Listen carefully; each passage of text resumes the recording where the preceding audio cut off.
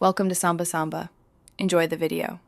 In this video, I will show how to remove Toyota Rav4 tail light, only way. Start by parking safely and disconnecting the battery negative terminal to prevent shorts. Remove the cargo area cover and access the tail light bolts through the trim panel.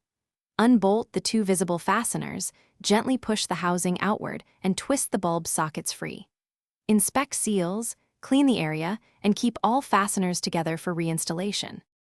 Begin by removing interior trim to reach the tail light fasteners, using careful, steady pressure to avoid breaking plastic clips. Work methodically from one side to the other, keeping removed clips labeled or contained. If a clip feels stuck, apply a small amount of penetrating spray or warm the area slightly, but avoid excessive force.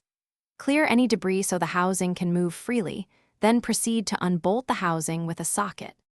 With bolts removed, support the tail light housing while pulling it straight out to prevent scratching the paint or dropping the assembly. Work the housing free from its locating tabs by applying even pressure and checking for hidden screws or clips.